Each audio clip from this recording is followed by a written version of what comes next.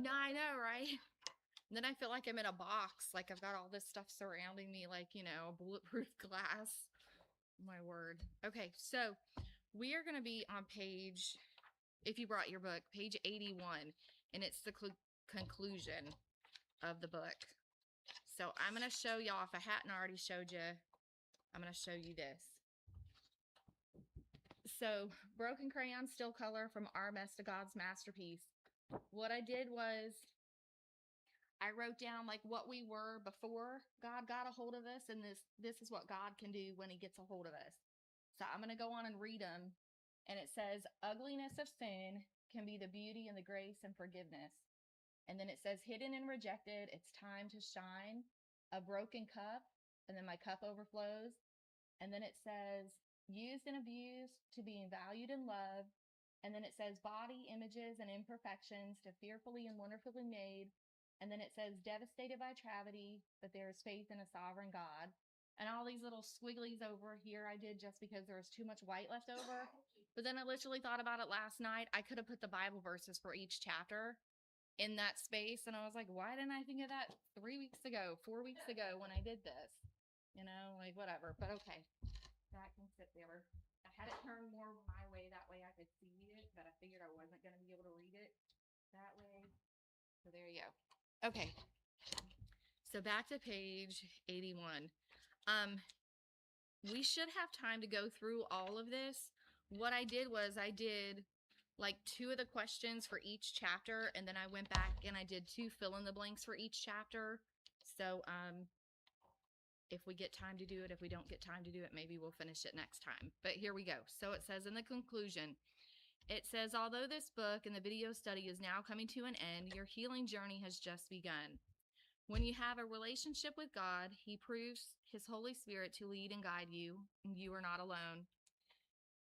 It says, I have concluded a few books for recommendation, reading in the Apodex, and you can listen to other stories in the Broken Crayon Still Color podcast here, and you can go to brokencrayonsbook.com/podcast. Then it says, I pray that you continue to seek God in your life every day. He is able to take your broken crayons and create a masterpiece. Then it says, God's promise. It was Independence Day weekend 2002. I stayed in a small cabin in the woods called the Hermitage for a silent retreat. It was a time to meet with God, to hear from him, and to receive his healing. It was during that weekend I finally forgave my grandmother's murderer. In my journal, I wrote, Lord, today I'm starting over new, a new creation. I broke free from the cocoon, and now I am ready to fly as a butterfly. I knew that weekend was a turning point in my life. I wrote what I sensed God saying to me during a time of prayer in my journal. Shelley, there is redemption in the midst of this particular sorrow because I used this story and your process of healing to impact eternity for many, many people. Through this difficult experience, you will be able to comfort others with the comfort you have received. He led me then to read Isaiah 61, 1-3. It says, the Spirit of a sovereign Lord is on me because the Lord has anointed me to proclaim good news to the poor.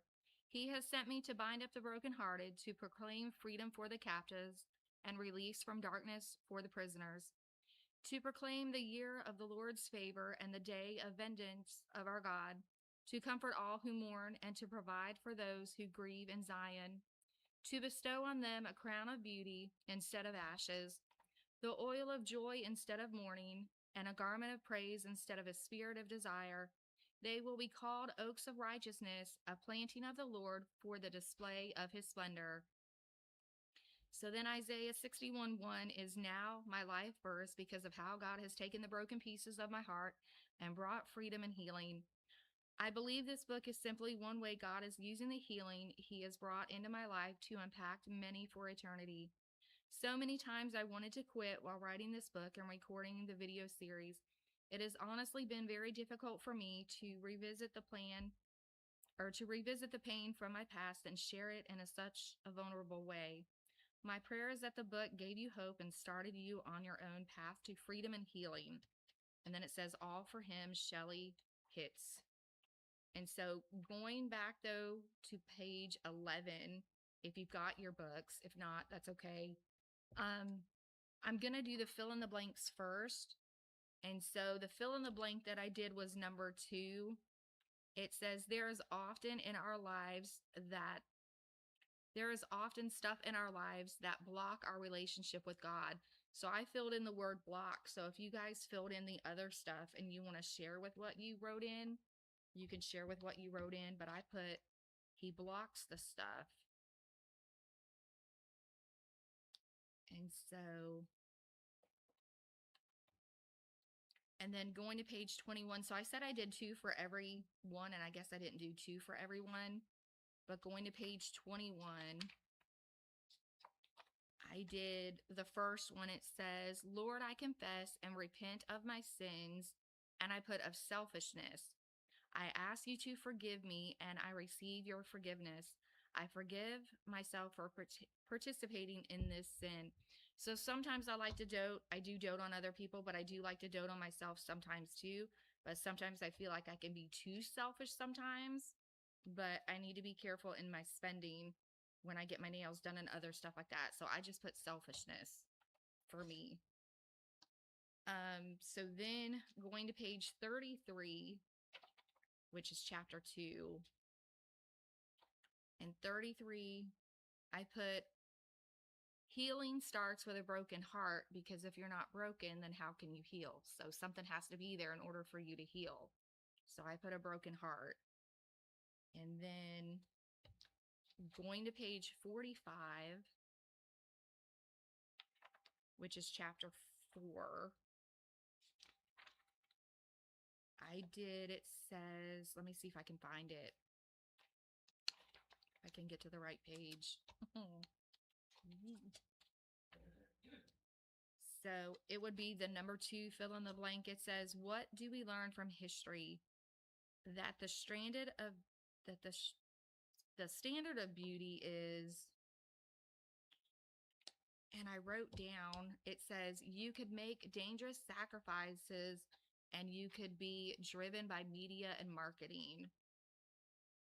So with that, basically listening to what other people say, they have like the skinny models, and you think you have to be like that to be somebody, and you don't have to be skinny to be somebody. I say this, if we're in a famine, who's going to die first? The skinny people or the people that have some weight on them? And I'm like, the people that have some weight on them are going to last a little bit longer. So there you go. That's just my thoughts on the matter. So then on page 56,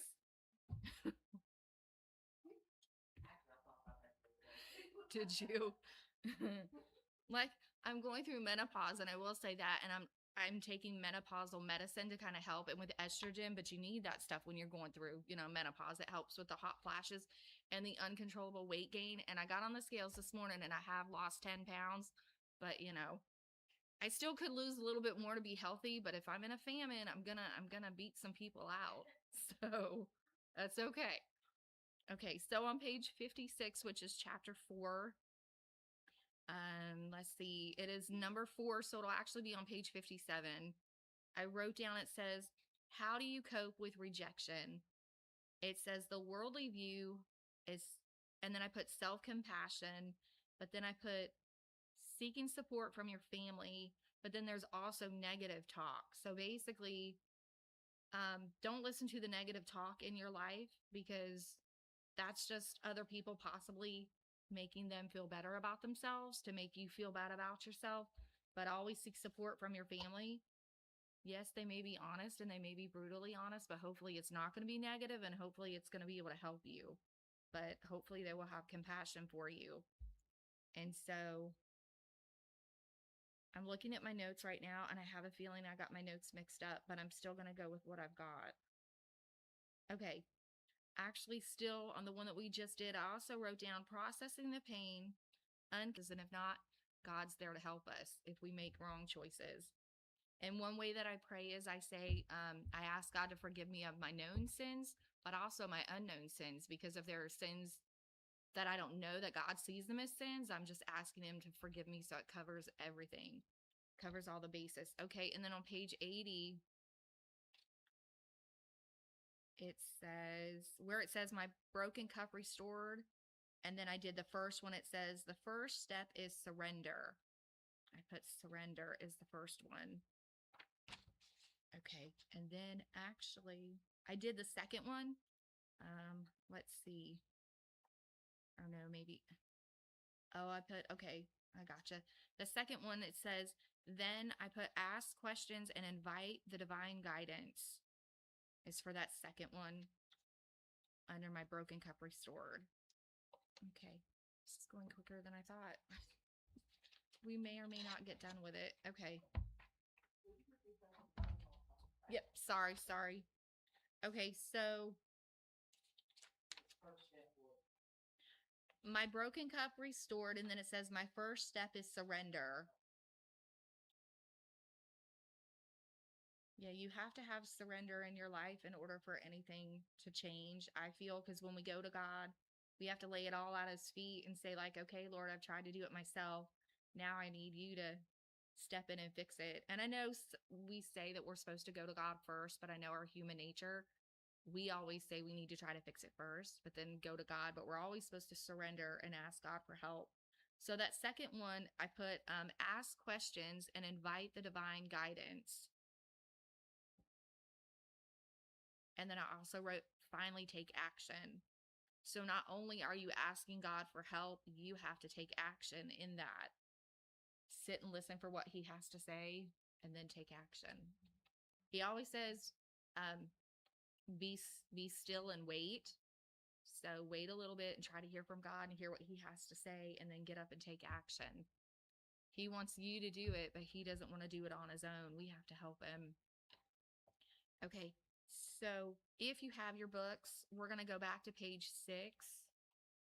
When I did this, because of my OCD, I have to do like all the fill in the blanks at one time and then all the questions at one time, because if not, it will like mess me up and then I'll get frustrated. So I have to do them one at a time. So now we're going to do the questions. So the reflection questions on page 6, I did number 1, and it says, do I see myself as the broken pot in this story? And it says, if so, how? So it says, yes, I see the broken pieces of my life resurfacing time to time. But to me, that's Satan picking at what God's made whole. And if he can stir it up, if he can stir up the ugliness in our lives, it's a distraction for what God has for us. So keep your eyes on God and let him deal with Satan. So, and that's one of those, obviously, answer it the way that you want to see answered. And if you feel like sharing your answers later, you can you can share your answers later, but that's what I put. So then page 18, which I try to do one question from each chapter. So I did the number 1 question on the reflection questions. It says, is there any unconfessed sin that I need to bring to God today? If something comes to mind, stop and confess it right now. So then I put, I always ask God to forgive me of my known and unknown sins. There may be something that God sees as a sin, but I don't think is a sin. And we already discussed that. So, and it could be something as simple because Joe, and I'll confess this for him. he eats too much. And like I make like a main meat, 2 side dishes. Sometimes we'll have dessert. But like he scarfs it down in 10 minutes, if that, and then he's still hungry. So then he'll go get a bag of chips and dip. And I'm like, Joe, and dessert? And I'm like, no. And then we were at a eating thing yesterday, and he's like, should I get one of everything on the table? And I'm like, no, just get what you want. That's gonna fill you up, and don't overeat, because then you're gonna be miserable, because then he gets heartburn. And I'm like, well, you did it to yourself. Like, I love you, but that's what I'm here for. Don't get everything that's there. Get what you want. And then if you want to go back for seconds, maybe. But don't overeat, because sometimes overeating is a sin too. So, all right. You may not think it's overeating because you're full, and you may not know when you're going to get your next meal or whatever, but you're full enough. It's okay. Don't overeat. Don't do it.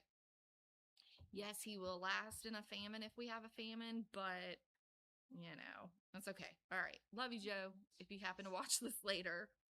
Okay. Okay.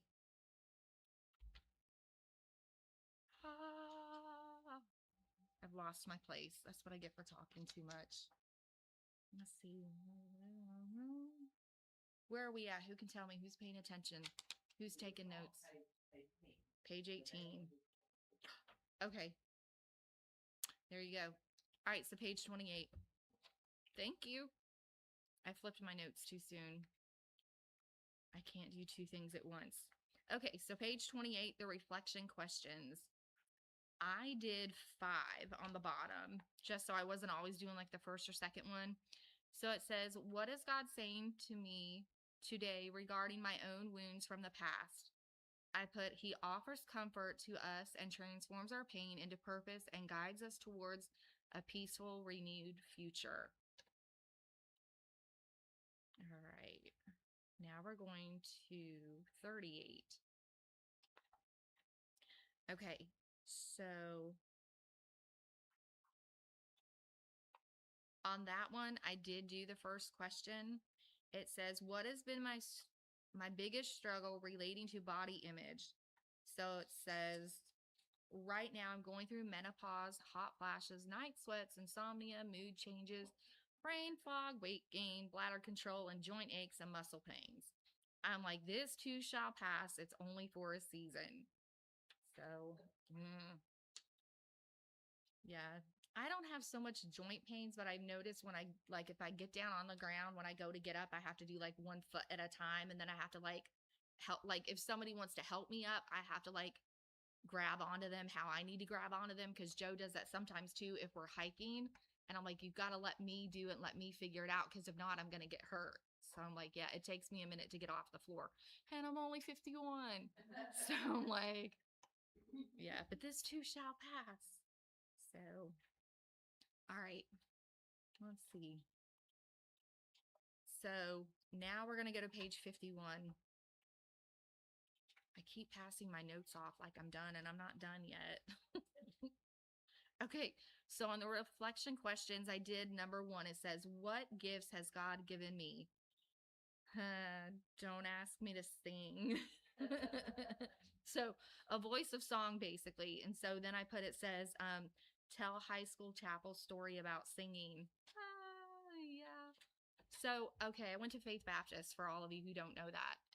So at once upon a time in Faith Baptist's history, we needed help financially. So they started letting anybody come in, public school kids that that was their last straw, or they were going to have to go to like military school or something like that. These were like the worst of the worst kids. And so we did chapels on Wednesday, and this girl, and I'm not going to say her last name in case somebody happens to watch for Faith from Faith, but her name is Christy, and she was a public school kid. She hadn't been there for like a month, and we had chapels, and she found out that you could sing in chapel if the principal approved it. So she did it. She rocked it. She did a great job. It was awesome. And I think we were in 7th grade, 8th grade at the time. So I was like, well, if she can come in here and do this, and I had been there since 1st grade, I was like, I can do this. Like, and I had been wanting to do it, but I was too fearful to do it. So I asked the principal, I presented the song, and right now I can't remember what the name of the song is, but if I think about it, I can tell you. But I got up there and started doing it, but I did it for the wrong reason. I did it for like man's praise, and I didn't do it for God's praise. And I did it just because Christy did it. And I'm like, if she can do it, I could do it. And I don't know, I was going to do like the chorus in the first verse and then the chorus and then maybe like the last verse. I wasn't going to do like the whole song because I had never sung in front of anybody before. Well, anyways, I bombed it, and I got so nervous looking at people, and people were like fidgeting or going through their purses or talking when they weren't supposed to be talking or whatever. And I just got so nervous. I actually ran off the platform and I didn't finish it, and I ran to the bathroom. So since then, I've never done it again. I was like, that fear is always there that somebody's going to judge me or I'm not going to be good enough. So I've never done it. But I can sing in my kitchen. I could sing in my shower. I could sing in my car. But I can't sing in front of people yet because the fear is there. So, but that's something I'm working on with God. So there you go. If anybody from Faith is listening and you know who I'm talking about, that's okay.